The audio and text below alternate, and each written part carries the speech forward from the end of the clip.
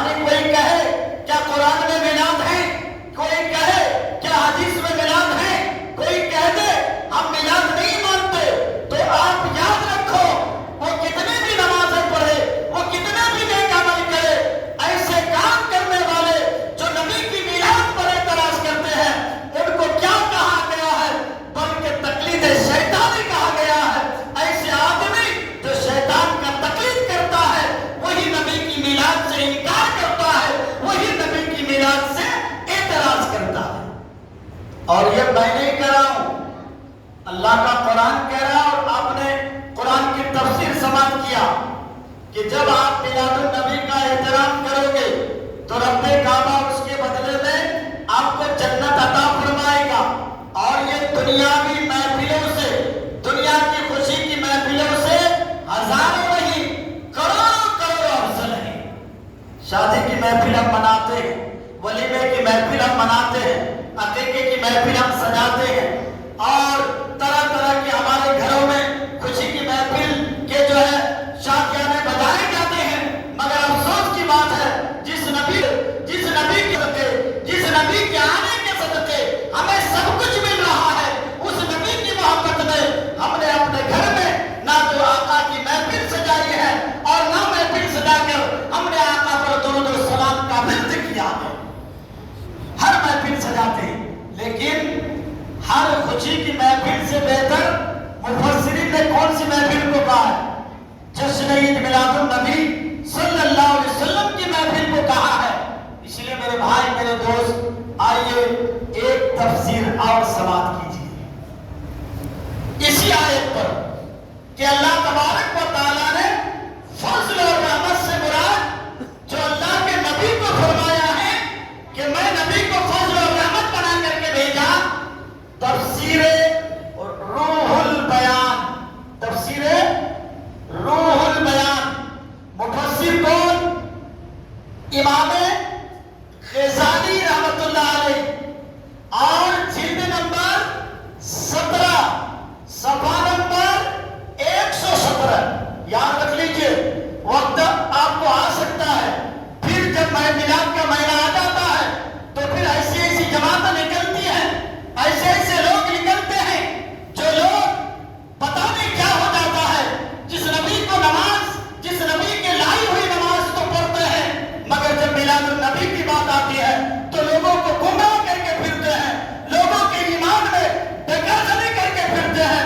ایسے لوگوں کے لیے ضروری ہے کہ آپ جو آقا کی میلاد منانے کے ساتھ ساتھ آپ اس کی دلیل اور ثبوت کو بھی اپنے ذہنوں میں رکھیں، تاکہ آپ کے پاس کوئی سوال کرنے والا آئے تو آپ ان کو جواب دے کر ان کے ایمان کو بھی آپ تازہ کر دیں، ان کے دلوں میں بھی میلاد مصطفیٰ کو جگا دے، ان کے دلوں میں بھی عشق رسول کو جگا دے، ان کے دلوں میں بھی محبت رسول کو بھی اجاگر کر دے۔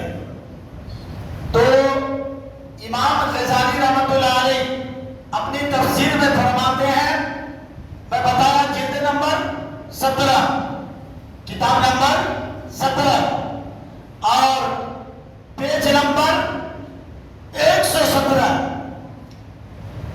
وہ فرماتے ہیں اللہ تبارک و تعالیٰ نے جو قرآن پاک کے اندر فضل فرمایا ہے، یہ نبی اکرم صلی اللہ علیہ وسلم کی ذات پاک ہے، سبحان اللہ کہیے۔ تو معلوم یہ ہوا کہ میں نے جو قرآن کی آیت آپ کے سامنے تلاوت کی، قُلْ بِفَضْلِ اللَّهِ وَبِرَحْمَتِهِ فَبِذَلِكَ فَلْيَفْرَحُوا، اے محبوب آپ کہہ دو اللہ کا فضل ہے، اللہ کی رحمت ہے، چاہیے کہ اس پر خوشی منائے۔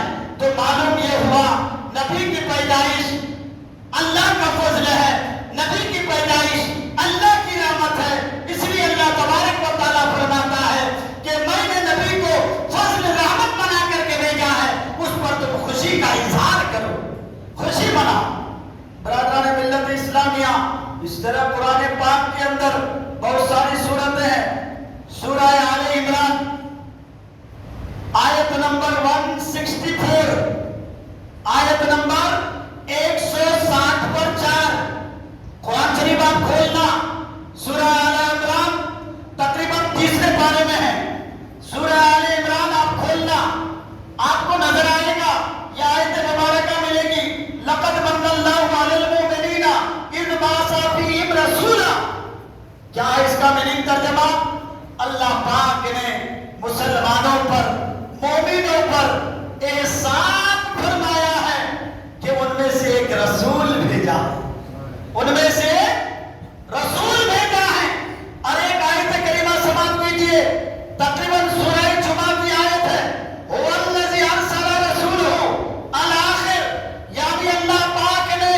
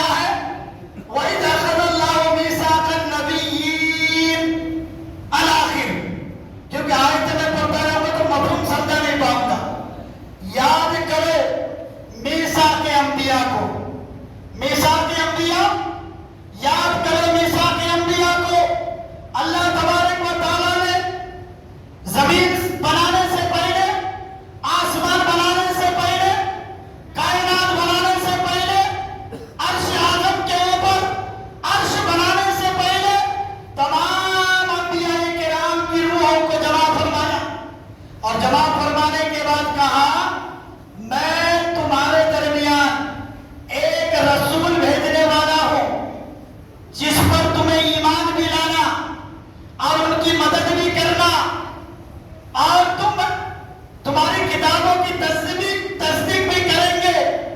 اللہ اکبر! وہ تمام کے تمام نبیوں کی روحیں موجود ہیں۔ اللہ تبارک و تعالی تمام نبیوں سے کہہ رہا ہے، کیا کہہ رہا ہے؟ نبی کا ذکر کر رہا ہے، نبی کی میلاد کا ذکر کر رہا ہے، نبی پر ایمان لانے کی بات کہی جا رہی ہے، نبی کی مدد کرنے کی بات کہی جا رہی ہے، نبی آئیں گے تمہاری کتابوں کی تصدیق کریں گے، یہ بات کہی جا رہی ہے، اور ساتھ میں گواہ بھی دے رہے ہیں۔ کیا تم سب ایک دوسرے کے گواہ ہو گئے؟ سب نبیوں نے کہا ہاں ہم ایک دوسرے کے ساتھ گواہ میں شامل ہو گئے کہ ہم نبی پر ایمان بھی لائیں گے اور ان کی مدد بھی کریں گے۔ تو اس پر اللہ تبارک و تعالیٰ نے کہا اس پر میری بھاری ذمہ داری ہے، میں بھی تمہارے ساتھ گواہ میں شامل ہوں۔ بتاؤ میرے بھائی، ایسی میلاد جو نبی کی میلاد بیان کرنے والا اللہ ہے اور سننے والے نبیوں کی جماعت ہے، اور جس کی میلاد سنائی جا رہی ہے وہ سارے نبیوں کے آقا ہے۔ اس لیے تو اعلیٰ حضرت کہتے ہیں زمین و زمان تمہارے لیے، مکین و مکان تمہارے لیے، چنین و چنا تمہارے لیے، بنے دو جہاں تمہارے لیے۔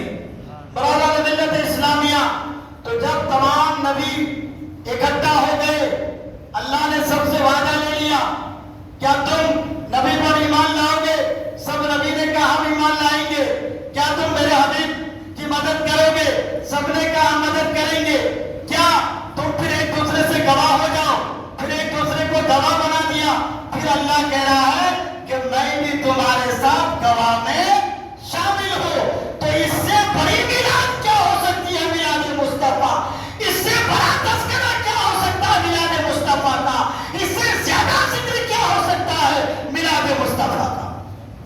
تو برادران ملت اسلامیہ، اسی طرح قرآن پاک کی بے شمار آیتوں میں اللہ تبارک و تعالیٰ نے نبی کی میلاد کا ذکر کیا ہے۔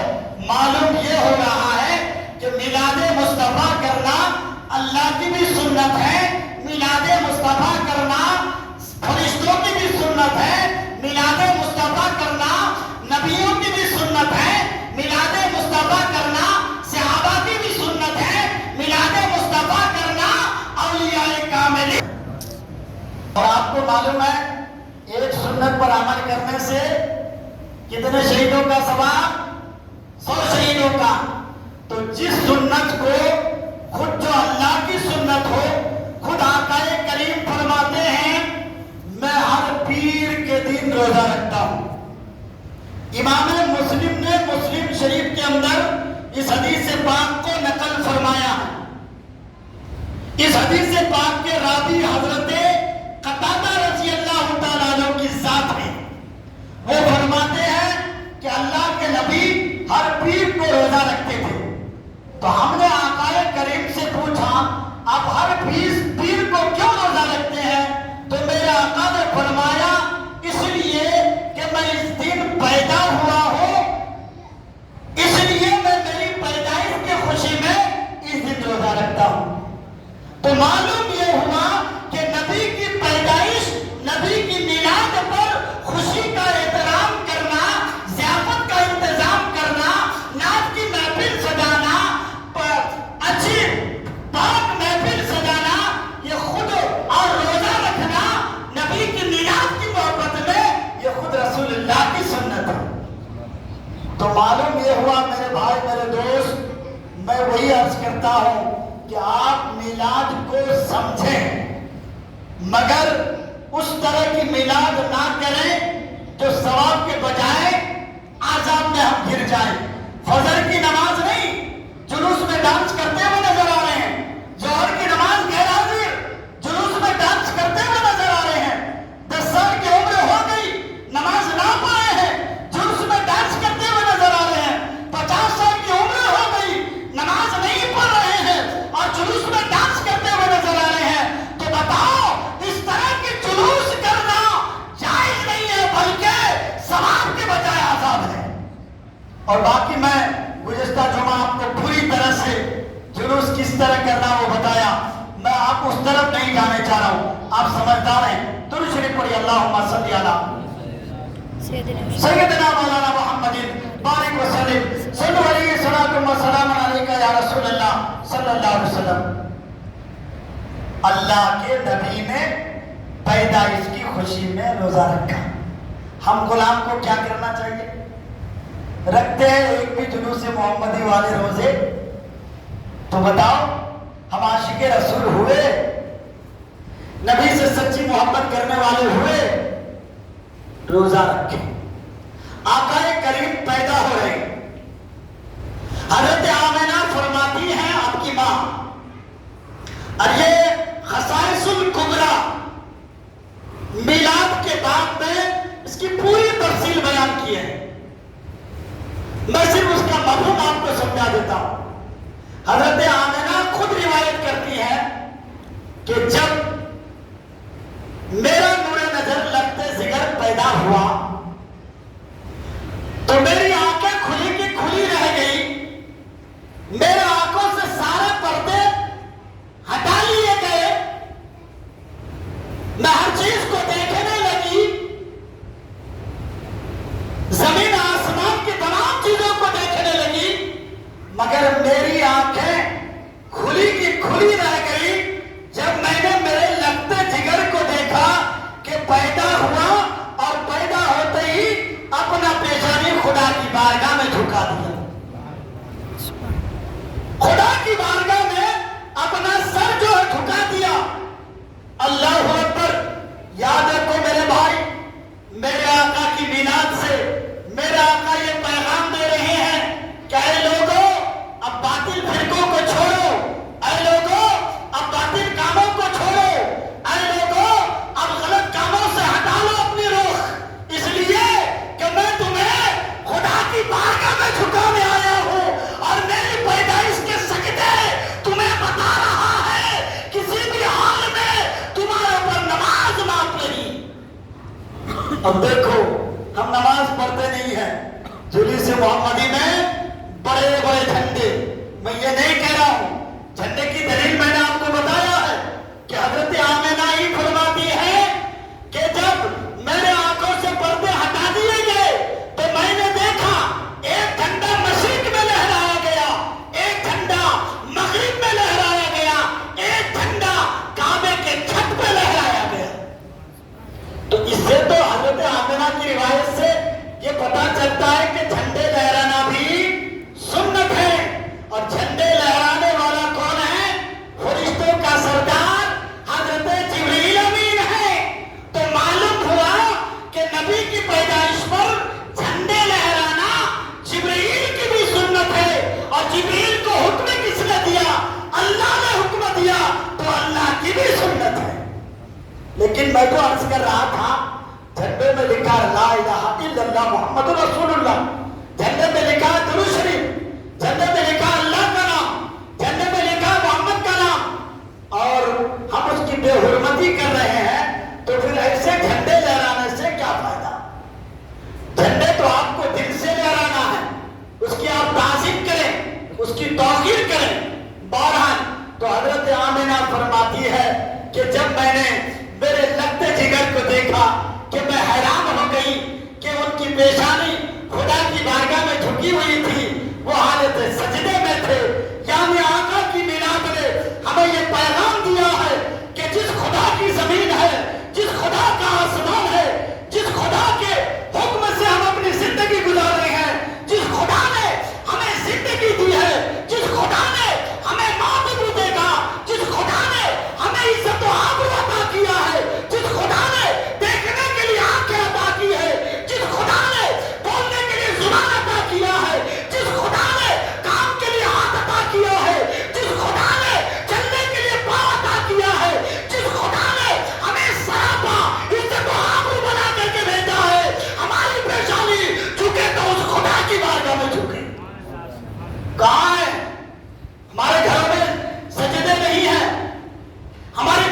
سجدوں سے آزاد نہیں ہے.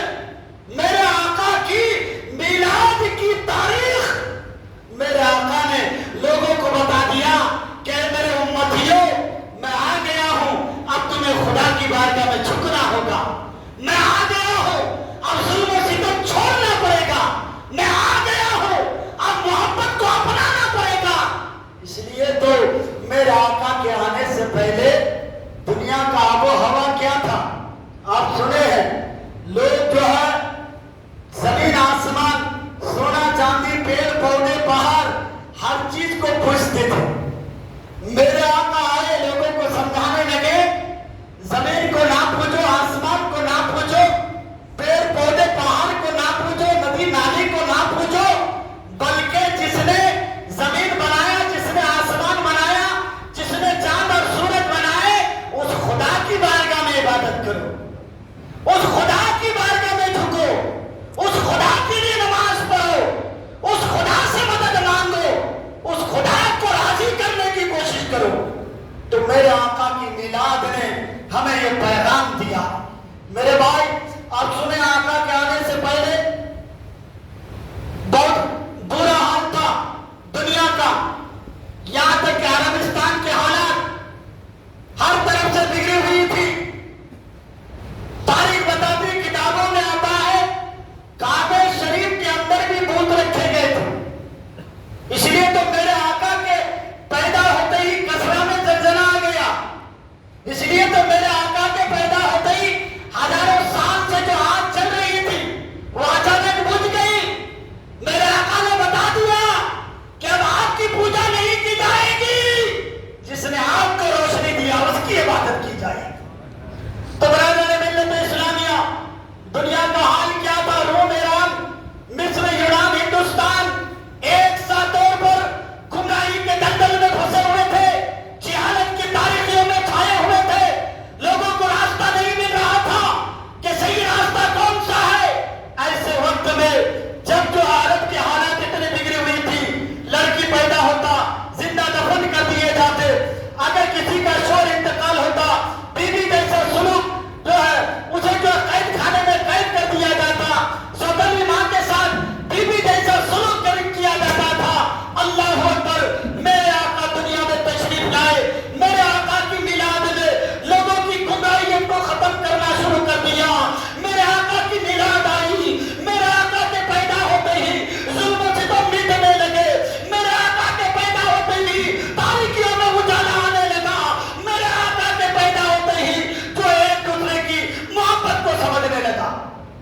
ورنہ عرب کا حال تھا چھوٹی چھوٹی باتوں میں جنگ ریزی کا اعلان کر دیا جاتا تھا.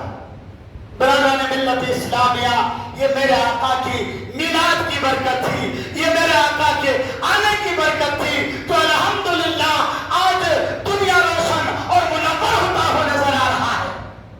بھلا جس نبی کے صدقے یہ ہمیں سب ملا ہے, جس نبی کی میلاد کے صدقے ہمیں یہ سب ملا ہے, بتاؤ اس نبی کی امتی ہم کیا کر رہے ہیں؟ ہمارے پاس کون سا عمل ہے؟ ہمارے پاس کون سے سجدے ہیں؟ ہم نے کب کسی کے اندر محبت ڈالنے کی کوشش کی؟ نفرت ہمارے اندر, عیاشی ہمارے اندر, تاش بازی ہمارے اندر, بغض و حسد ہمارے اندر, دشمنی ہمارے اندر, چھوٹی چھوٹی باتوں میں لڑائی ہمارے اندر, بڑوں کی تعظیم نہیں کرنا ہمارے اندر, چھوٹوں پر پیار نہیں کرنا ہمارے اندر. تو بتاؤ نبی کی میلاد سے ہم نے کیا لیا ہے کہ 12 تاریخ آ گئی, جھنڈے لہرا دیے, پھر اس کے بعد میں جھنڈے کے کلیوں میں راستوں میں گرا دیے. یہی نبی کی میلاد نہیں ہے میرے دوست. نبی کی میلاد کی سب سے بڑی دلیل یہ ہے کہ ایمان عقیدہ پختہ کر کے اپنی پیشانی کو خدا کی بارگاہ میں جھکا. نبی کی میلاد سے یہ پیغام لو, گھر گھر میں قرآن کی تلاوت ہو, نبی کی میلاد سے یہ پیغام لو. گھر گھر سے نفرت ختم ہو, نبی کی میلاد سے یہ پیغام ہو. ہر گھر میں مصلی بچھا ہوا نظر آئے, نبی کی میلاد سے یہ پیغام ہو. ہر نفرت دور ہوتا ہوا نظر آئے, نبی کی میلاد سے یہ پیغام ہو. ہر ایک کے اندر محبت پیدا ہو, نبی کی میلاد سے یہ پیغام ہو. برادران ملت اسلامیہ, بتانے کے لیے بہت کچھ ہے, آنے والا جمعہ وقت پر آئیے. بہرحال آج کی تقریر کا خلاصہ کیا ہے کہ قرآن نے کہا نبی کی میلاد کرنا بہتر ہے اور نبی کی میلاد سے جنت ملتی ہے اور یہ دنیا کی تمام خوشیوں سے بہتر ہے۔ اس لیے اپنے گھر میں اگر آپ نبی کی میلاد پر گائے ذبح کر کے دعوت نہیں کھلا سکتے ہیں، بکرا ذبح کر کے دعوت نہیں کھلا سکتے ہیں، تو اپنے گھر میں مصلی بچھاؤ، ایک گلاس پانی رکھو، آقا پر درود پڑھو، آقا کی نعتیں پڑھو، آقا کی میلاد کی برکت سے دعا مانگو اور اس پانی میں پھونکو الحمدللہ میلاد کی برکت سے آقا کی محفل میں رکھے ہوئے پانی میں اتنے برکت آ جائے گی کہ تمہارے گھر کے لوگ پی لو ساری بیماری ختم ہو جائے گی۔ اس لیے میرے بھائی عقیدہ پختہ رہنا چاہیے۔ عقیدے جب ہمارے پختہ ہو جائیں گے تو یاد رکھو میرے آقا کی میلاد کی ایک ایک ادا ہمارے دلوں میں اترتی جائے گی اور ہمارے سینے کو نبی کا مدینہ بناتے ہوئے نظر آئے گی۔ اس لیے میں اللہ تعالیٰ سے دعا کرتا ہوں اللہ تبارک و تعالیٰ ہمیں آپ کو تمام لوگوں کو عمل کی توفیق عطا فرمائے۔ جس طرح میلاد کرنے کا طریقہ ہے اس طرح ہم میلاد کریں، جلوس میں فضولاتی نہ کریں، ڈانس گانے بجانے ڈی جے کے ساتھ جلوس کا تماشا نہ بنائیں، اور نبی کی میلاد کی آپ کو طاقت نہیں ہے تو آپ گھر میں نبی کی میلاد کرو، چاہے پانی کا گلاس رکھ کر کیوں نہ ہو، انشاءاللہ کریں گے۔ اور آقا کی میلاد پر کوئی سوال کرے تو اب میں تقریر میں تو اتنی ساری بات بتا نہیں سکتا، اس لیے میں نے 12ویں شریف 12 سلاموں کا گلدستہ اردو عربی انگلش 3 زبانوں میں آپ کے سامنے پھیلا دیا ہے۔ باہر کتابیں ملے گی، آپ جانے کے ٹائم لے کے جائیے انشاءاللہ۔ اس میں پورے قرآن کی آیت ہے، حدیث ہے، کس طرح میلاد کرنا، کس طرح جلوس نکالنا، آقا کی میلاد کیا ہے، نعت سلام سب کچھ ملے گا انشاءاللہ۔ اور آپ دعا کریں ہماری یہ مسجد دن بہ دن ترقی کرتا جائے، یہ مسجد آپ کے سامنے یہ اور خوبصورت ہوتا ہوا نظر آئے۔ اللہ ہمارے صدر صاحب کے حوصلے کو بلند کرے، کیونکہ جتنا ان کا حوصلہ بلند ہوگا اللہ نے چاہا تو یہ مسجد اتنی خوبصورت ہوتی جائے گی۔ اللہ تعالیٰ عمل کی توفیق عطا فرمائے۔ السلام علیکم، سنتوں سے فارغ ہو جائے۔